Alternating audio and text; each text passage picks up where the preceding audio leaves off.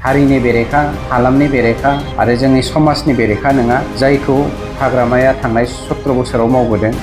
बुंनो थाङोब्ला हाग्रामाया थांनाय समफोराव रामदेबनो जोंनि नैबे चिराङावहाय 2900 बिगा हा दान होनाय आरो कुमारिखाथायाव 1000 हा दान होनायासो जोंनि थाखाय सोंखारिथावना आरो दुखुनांथावना बाथ्रा। हाग्रामानि जा गोरोन्थि मावनाय जे 20,000 हेक्टर फरेस्ट रिजार्भ फरेस्ट आरो प्रप'ज रिजार्भ फरेस्टखौ डिस्ट्रय खालामनानै साहा बागान बानायनानै गावसिनि सेल्फ इन्टारेस्टनि थाखायल' खामानि मावनाय, बेफोरखौ दोनखोमानो थाखाय हाग्रामानि दैदेननायाव मुंमुंनि दैदेननायाव दिनै BPF हान्जाया जोंनि सरकारनि प्लान आरो पलिसिनि सायावहाय मोनसे एलिगेसन लाबोदों। मोनसे खोथाखौ लानानै जोंनि पर्बतजरा हालामावहाय अपोजिशना खोब रिउमार खालामगासिनो दङ। बे जादों पावार प्लान्ट गायसननायखौ लानानै जे जोंनि पर्बतजरा हालामावहाय जोंनि सरकारा मोनसे पावार प्लान्ट गायसननो नागिरदों, जाय इन्डास्ट्रिनि गेजेरजों जोंनि हालामाव थानाय जोंनि जा बेकार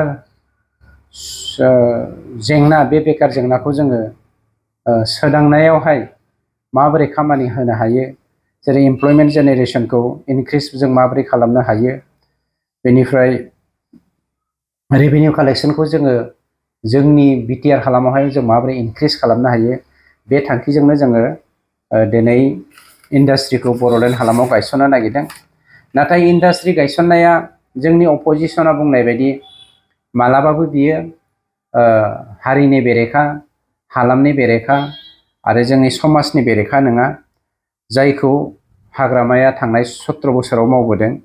बुंनो थाङोब्ला हाग्रामाया थांनाय समफोराव रामदेबनो जोंनि नैबे चिराङावहाय 2900 बिगा हा दान होनाय आरो कुमारिखाथायाव 1000 हा दान होनायासो जोंनि थाखाय सोंखारिथावना आरो दुखुनांथावना बाथ्रा।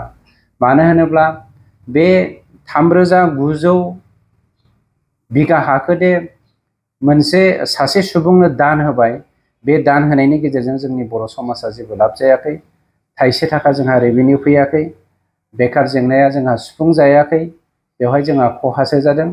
बेनिखायनो बे हाग्रामानि जा गोरोन्थि मावनाय जे 20,000 हेक्टर फरेस्ट रिजार्भ फरेस्ट आरो प्रप'ज रिजार्भ फरेस्टखौ डिस्ट्रय खालामनानै साहा बागान बानायनानै गावसिनि सेल्फ इन्टारेस्टनि थाखायल' खामानि मावनाय, थाइसे थाखा सारेना फैसा दिनैसिम गभर्नमेन्टनि रेभिनिउ होबोआखै, बेफोरखौ दोनखोमानो थाखाय हाग्रामानि दैदेननायाव बा मुनमुननि दैदेननायाव दिनै BPF हान्जाया जोंनि सरकारनि प्लान आरो पलिसिनि सायावहाय मोनसे एलिगेसन लाबोदों।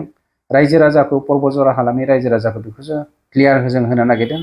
जों जा इन्डास्ट्रि गायसननो नागिरदों, बे इन्डास्ट्रिया केबल मात्र इन्डिजिनियास मानसिफोरजों सोमोन्दो थानाय मोनसे इन्डास्ट्रिसो गायसननो नागिरदों, जेरावहाय जोंहा हालामाव रेभिनिउ इनकाम जेनेरेट जानायजों लोगोसे जोंनि हालामनि बेकार जेंनाफोरखौ जोङो हानायमानि जोङो सुफुंनो नाजानाय।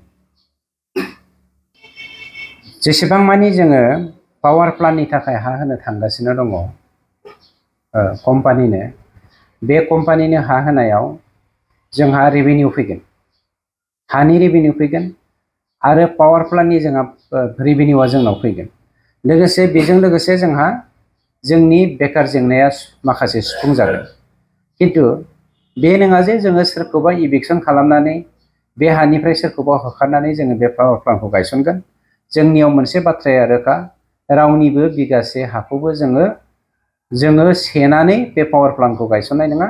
आरो बे अपोजिशननि मोनसे मा होनो इलिगेसनसो जे हाग्रामाया गावनि न'खरनि मुङाव, न'खरनि सोद्रोमाफोरनि मुङाव बेलागोबा रिजार्भ फरेस्ट आरो जोंनि मोनसे रिजार्भ फरेस्ट दंबावो महामाया रिजार्भ फरेस्ट, बे मोननै रिजार्भ फरेस्टआवहाय 2150 बिगा हाखौ फरेस्ट रिजार्भ फरेस्टखौ डिस्ट्रय खालामनानै साहा बागान खालामदों।